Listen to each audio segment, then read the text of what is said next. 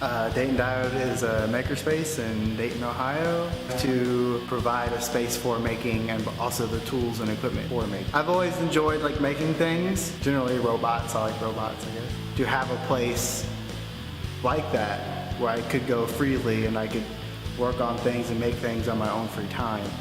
And that's what I thought was really interesting about the makerspace and hackerspace movement at the time. It was like 5 or 6 years ago. And that's when we started the Dayton Diode.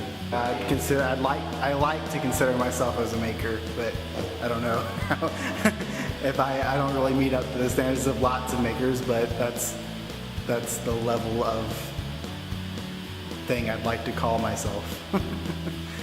I mean, I've always enjoyed making stuff. I can think of like my grandfather, he has always been kind of like he's an inventor.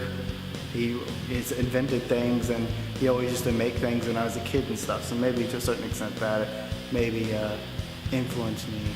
And if it like more, I really like Ben Heck. I think he's a really cool maker in the maker community.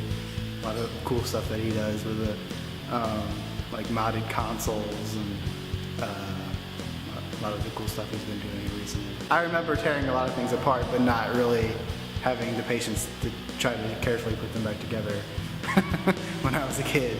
But I did tear apart a lot of things. I definitely feel like I'm more of an artist kind of side of things. I mean, I do have somewhat of an engineering background and I do use that to a certain extent, but I do like kind of just going at a project and getting where I get. And instead of, I mean, there's projects where I probably sit down and do more of the beginning work, like design, engineering, and drawing stuff first, and then stuff that I just kind of like, I want this now, so I just kind of throw it together. But I feel like I feel like the things that I do are more from an artist's perspective than an engineer's perspective. But I don't know that'll bring much, other than some level of time and resources to be able to do things here, and a desire to make Dayton Diode better. But it gives me everything that I basically wanted from it, and that's a place for me to do projects. I mean, I live in a small apartment now, and I don't have a lot of space or even tools and stuff to do things that I want to do at home. So it gives me that ability. It gives me that ability that I wouldn't have otherwise.